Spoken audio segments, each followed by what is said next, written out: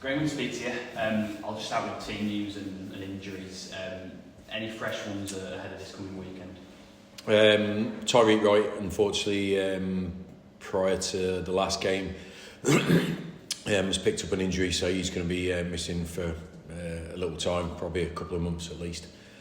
So that's a bit of a shame for us all, and especially Tyreek. So apart from that, everyone else who was fit is fit.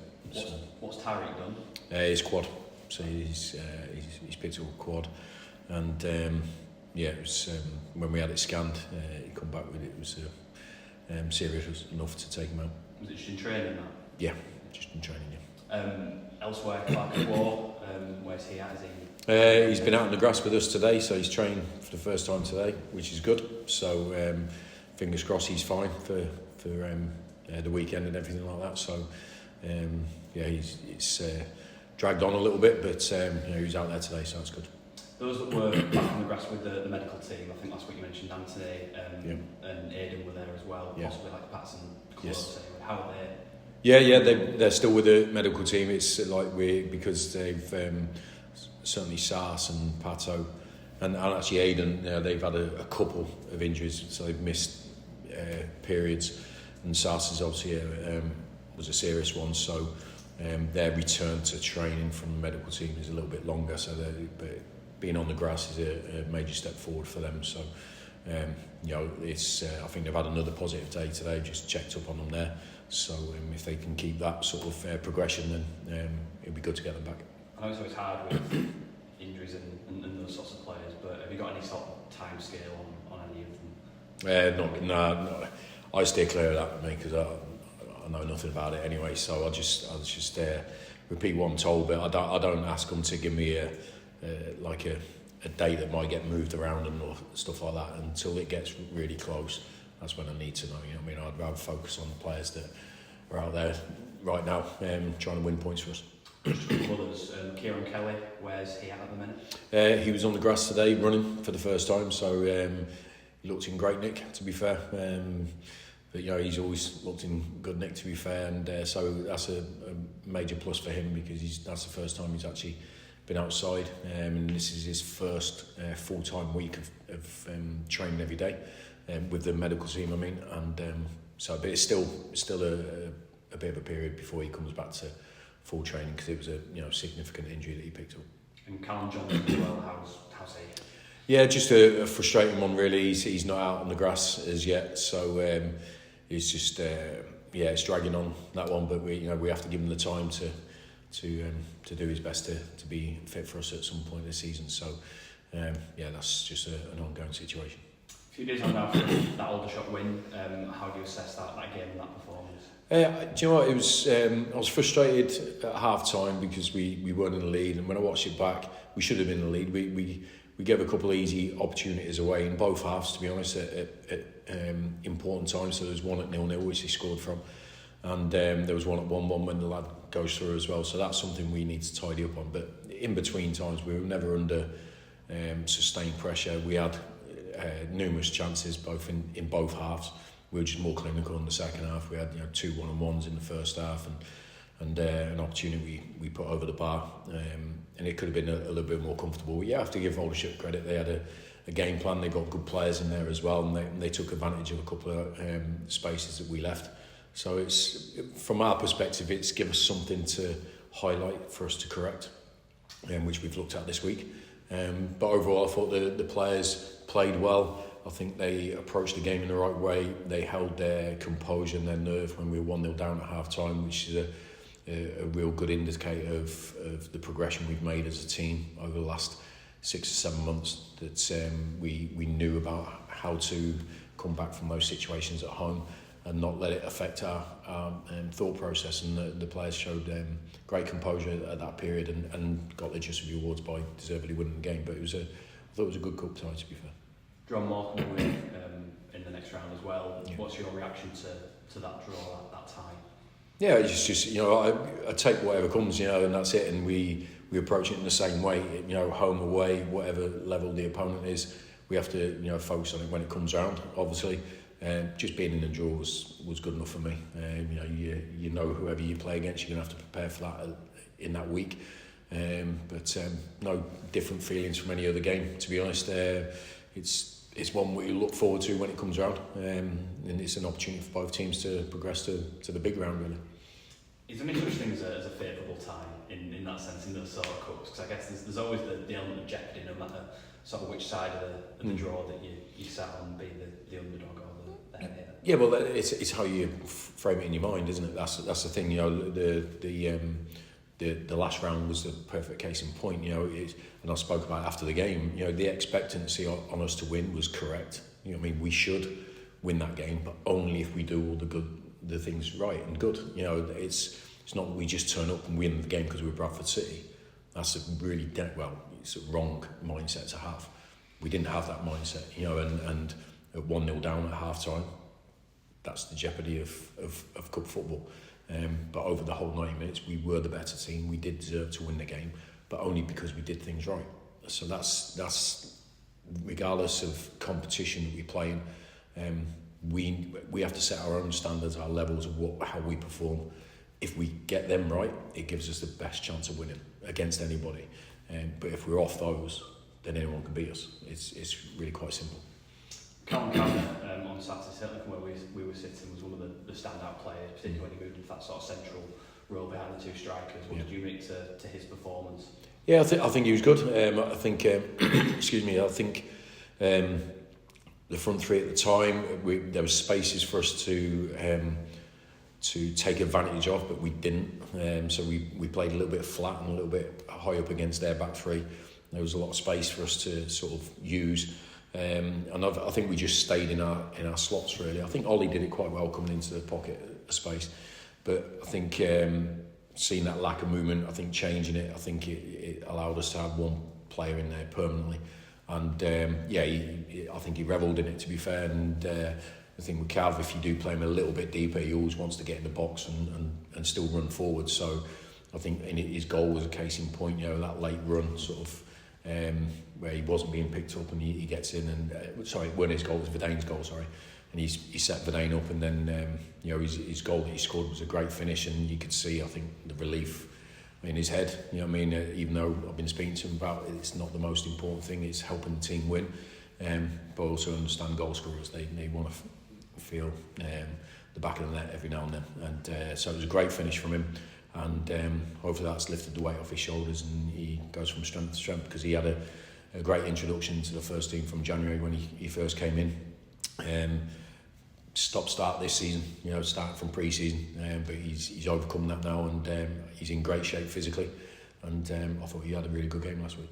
I was going to mention that we saw what he can do last season particularly. He's had ups and downs this time around. Did he almost need a game and a performance like that where he was so much on the front foot and so involved to sort of remind him of what he can do and what he's capable of? Yeah, but I think he's played well in previous games, certainly in the last month. I think before that he wasn't, but I had confidence in him from last season and what he can bring for us, and but it just wasn't happening, so we took him out of the team. Since he come back into the team, I think he's been really good. I think he's sharp. He always looks dangerous. I think he wants to make things happen. He's got to tidy up certain parts of his game. About that, the possession more in the mid third, where he's got to be more secure with it. I don't mind the sort of gamble to score in the final third, but in the mid third, you have to secure the possession for the team and stuff like that. But he's a young player that's desperate to do well. He's made a good impression since he's been here. They're going to have little peaks and troughs, young players, all players do. It's about us as coaching staff to help him through it. So, hopefully he'll continue that. But it's consistency that we're looking for from the team, from the individuals, rather than this stratospheric, rise that he always searching for something better. I think playing well every week is more valuable, to be honest. But then Oliver got a start as well and got a goal. He's a player that naturally in the summer there was speculation around his future, where he'd be. He's ended up as a pretty regular player in your matchday squad.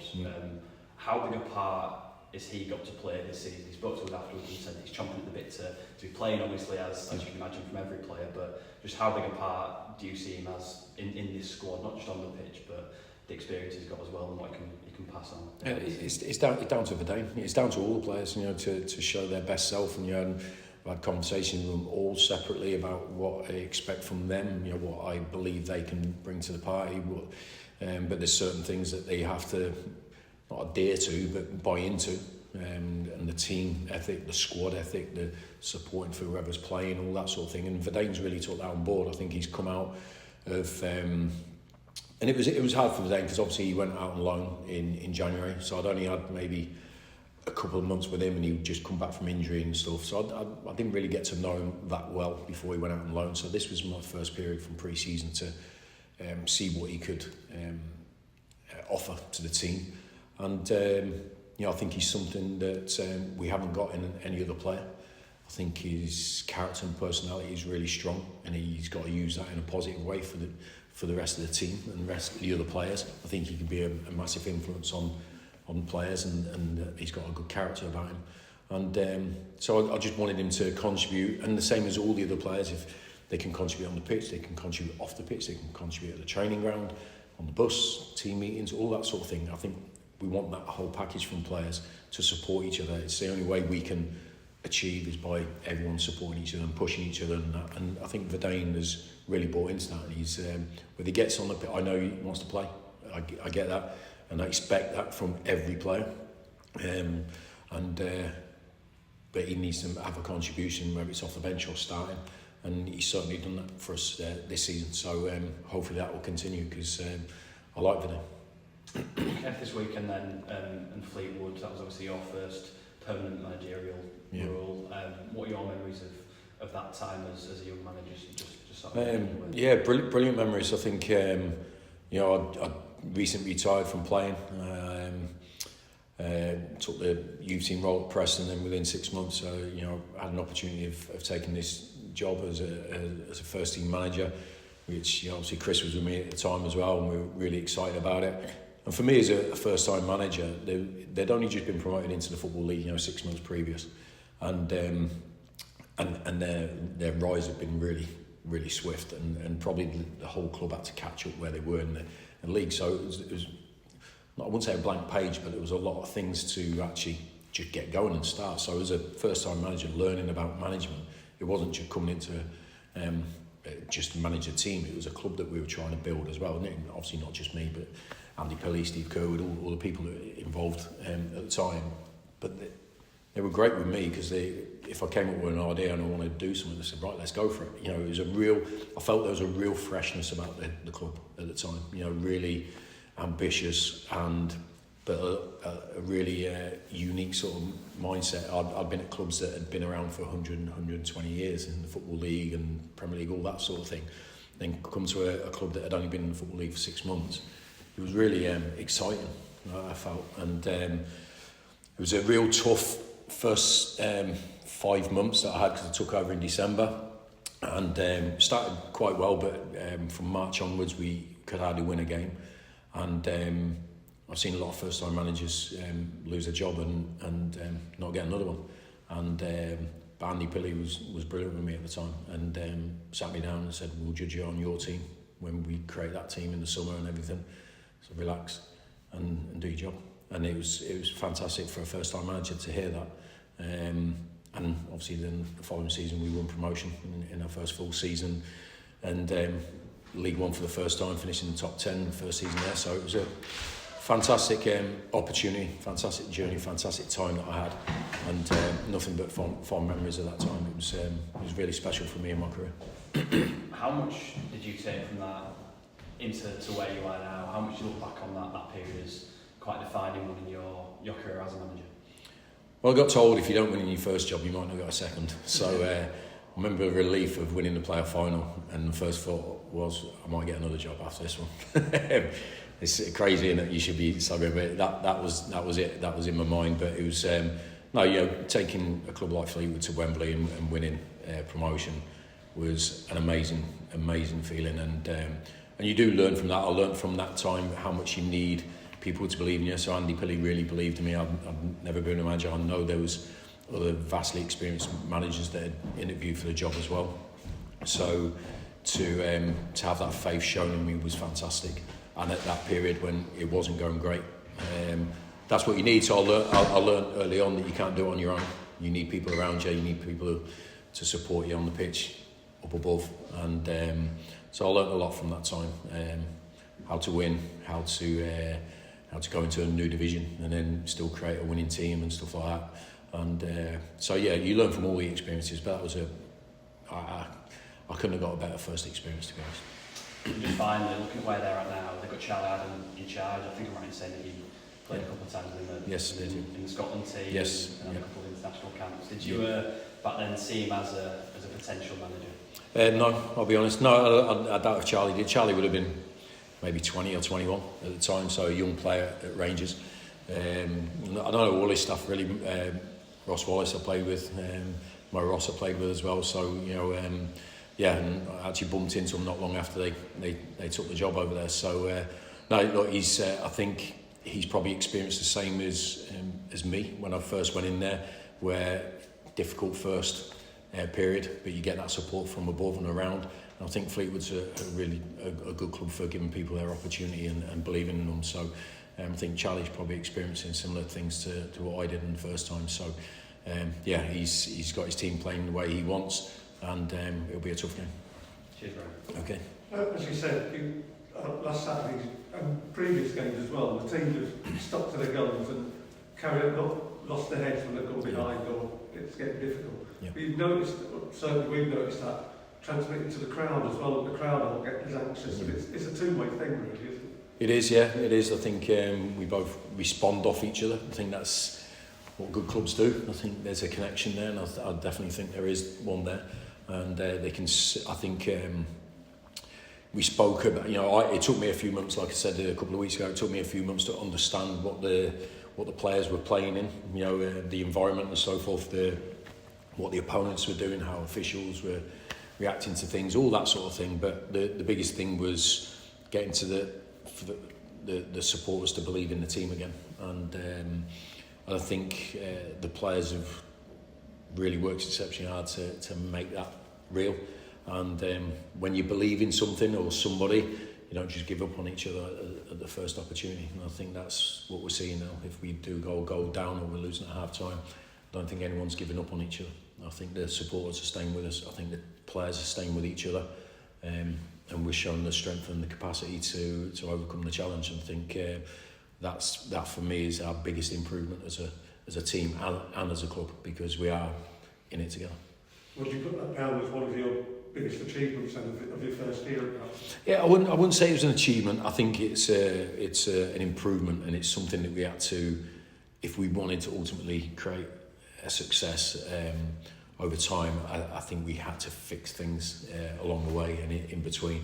Everyone wants to play in a good environment, and everyone talks about Valley Parade as this venue, but I think it had become a dark venue for the team, unfortunately, and probably a light venue for the opposition. And we needed to turn that around. It needed to be our place where we felt excited and happy to be, and the dark place for the opponents. And I still think there's a lot to improve on that, and we're still not the finished article, but we've definitely made improvements on that way. And I think the players are excited about playing at Valley Parade. I think they really look forward to it, and I think the supporters are looking forward to coming and seeing their team play, and that it's very rewarding.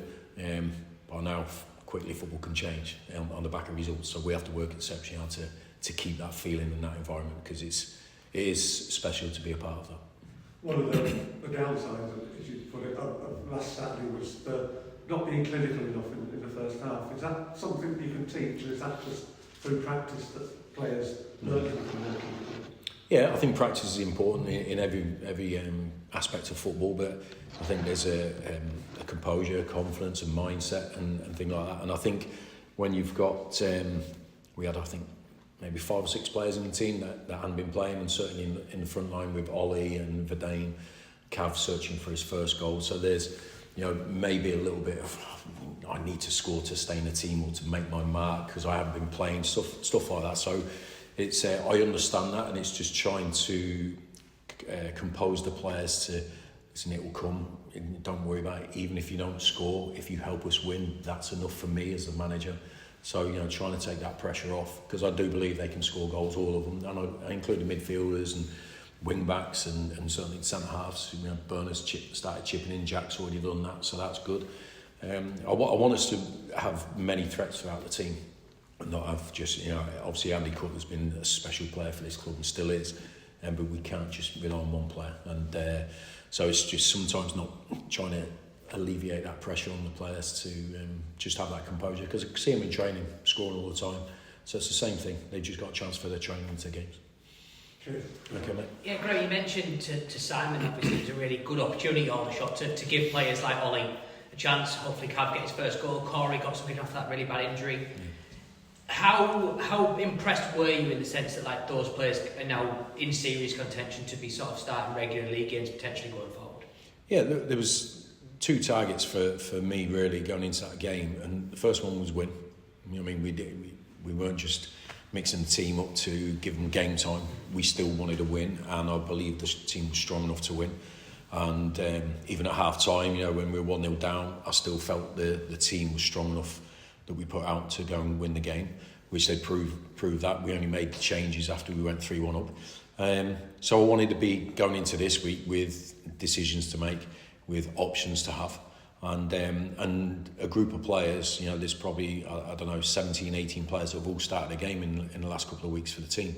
So it's still keeping that group together. You know, if it becomes just the same 11 and 6 or 7 just supporting act, I don't really want it to feel like that. Now we want to be consistent with our game time or our team selection if we can. But we want to have the opportunity, even if we've won or played well, that we can bring in 2 or 3 and the performance stays the same, still stays as strong. But unless they get game time, it's very difficult for players to pick that up really quickly. And so I think everything that was looking for from that game I got, which was great. And I think the players and the squad as a whole is in a better place for it. Definitely, yeah. Obviously you spoke to Stan a little bit about suspensions too. Obviously Jack's got one this weekend. I think Czech's got one pending as well. I'm a big Newcastle fan. We had like no midfielders at one point. So Bruno Guimaraes was told, don't get a yellow card. You need to sort of stay out. Can you ever say that as that only ever really an exceptional circumstance? Do you feel like maybe you're ever taking anything away if you say to players, don't get a yellow card, you've got to be careful? Do you think maybe players might lose something if they're sort of instructed to do? Yeah, 100%. So I tell them not to pick up silly bookings. So I've been speaking to Jack this morning about how many of those 5 bookings were challenges, how many were talking, how many were a cheap little shirt pull or something like that, cheap bookings, because now he's given the opportunity for somebody else to step into his spot. So I'm the last person to talk about silly bookings with my career, you know what I mean? So, but it did hurt me at times when I was suspended and stuff like that. So I don't want the players to make the same mistakes I made, and just learn how to not put themselves on a tightrope. I expect a competitive team, so I'm never going to speak to a player that maybe's just mistimed a tackle and picked up a yellow. And there's 3 or 4 players on 4 bookings now. I haven't spoken to them about not being competitive, but silly cheap bookings that I'll speak to the team all the time that Richie's the only one allowed to speak to the ref. I'll make sure that's clear for them. So Jack's broke that rule and he's paying the price. Unfortunately now he's suspended, but you know, we'll have players that will come in ready to play. Suspended players are part of the course of a season, unfortunately, but if you can minimise it through cheap yellows, then it's better for us.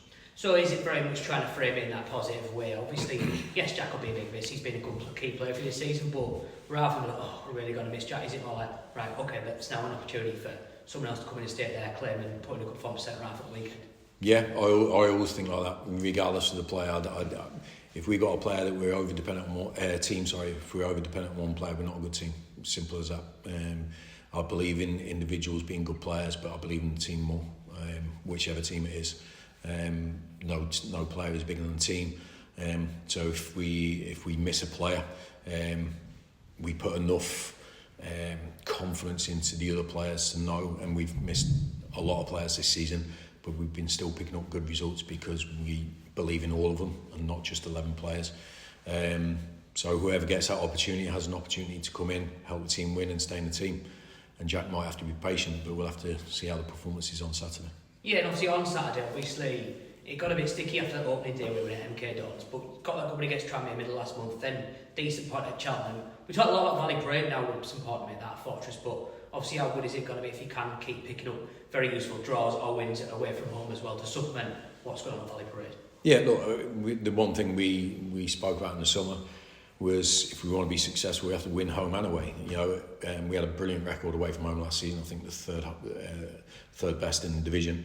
But our home form and historically at Bradford in the last since in League Two has been poor, and it's the one that it's points taken from home that's cost, or the lack of points taken. So we've made great strides in the home form. I believe we've let ourselves down in 2 or 3 games away from home.